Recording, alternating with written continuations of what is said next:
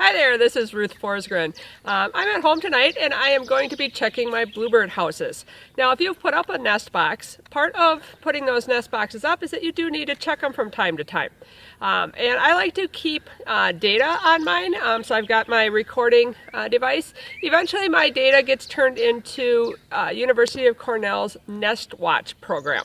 Now whether or not you turn that data in, you should still check your boxes to make sure that the health of your birds is doing well, that they don't have bugs or any other unwanted critters in the nest boxes with them. I also take a putty knife along with me, because if I do have to remove a nest, if I have a house sparrow or an old nest I need to remove, I take this to scrape it out. Now if I'm doing one of my trail monitorings and I'm not here at my house, I usually will wear gloves or take a pair along in case I need to touch something I don't really want to touch. But here at my house I can go in and wash my hands very easily when I'm done with my project. So let's go take a look at some of my houses. Okay, so I know that this box from previous checks is home to a tree swallow nest.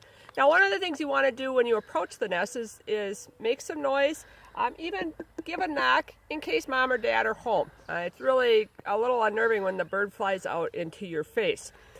You'll notice I'm not standing in front of the hole. This particular house opens on the side and opens this way. My opening key is right here, and so I've given it a tap. I'm going to set my materials up here, and I'm going to pull open the door. You always want to be careful when you pull open the door. The last time I checked this house, the female was sitting on it and she wouldn't get off, so I suspect there's going to be eggs, but I'm not quite sure what we're going to find.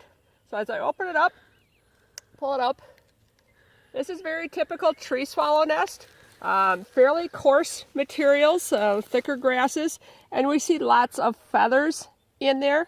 And I'm just real carefully going to look between the feathers, and I see those white eggs. All right, I have to get in front of you here to look. And I see 1, 2, 3, 4, 5, 6 eggs. So I'm going to push the nest back kind of up there like that, close the box, pin it back up. Mom is flying around up here, and the tree swallows are fun because they will zip you once in a while. And so I'm going to leave, I'm going to walk away from the nest, and I'm going to write down my data over here. And so today is May 28th.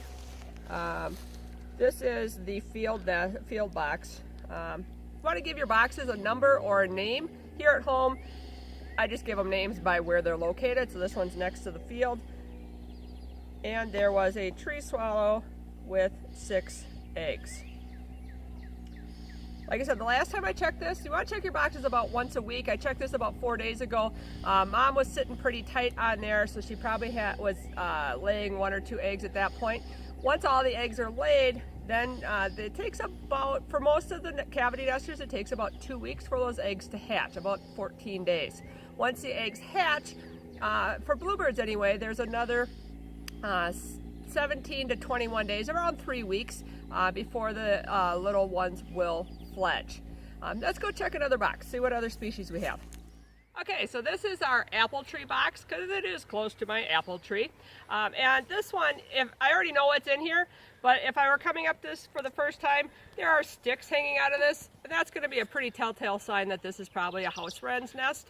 Now house wrens like to use lots and lots of sticks when they're in there. I'm going to tap on this and see if I can get the bird to come out in case she's in there. This one, the front door, is going to open up this way, so as I pull the nail out, you're going to see a lot of sticks. Now house wrens are a little bit hard to check because of the sticks. The entrance will be to the back, and there are 4 eggs in there right now. Close that door back up,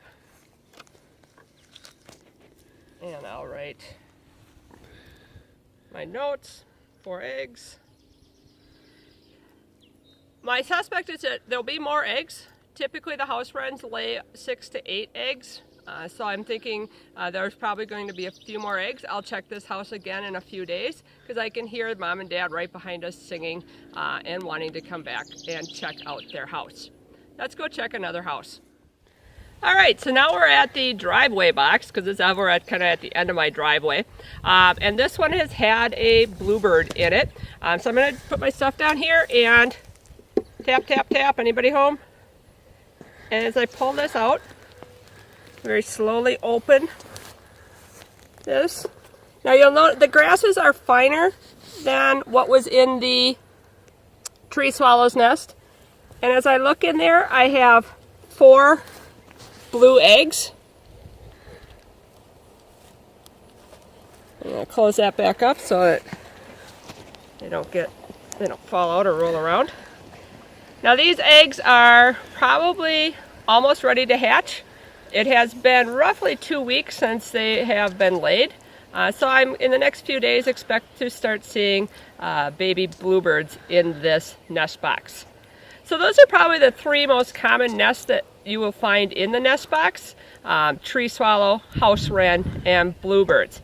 If you find a nest that's full of, it's just full of stuff, it's probably either a mouse or a house sparrow, and both of those should be removed because they will both kill any of our native birds and disrupt the nesting sequence. If you open up the nest in the box and you find what looks like a really mossy little nest in there, that's probably a chickadee. Perfectly fine. I don't have chickadees nesting on my property right now, but they're kind of a fun little nest to find also. If you have tufted titmice in your area, you could also have a tufted titmouse nest in the boxes, but I don't have those here at my house either. So remember to check your nests, keep records. If you want to share that data, go to the University of Cornell's Nest Watch and report your data and share your data with them.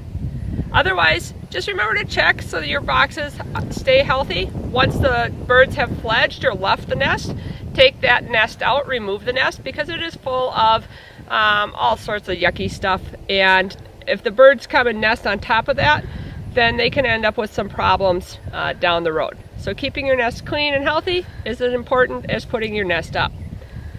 Have a good night. Thank you.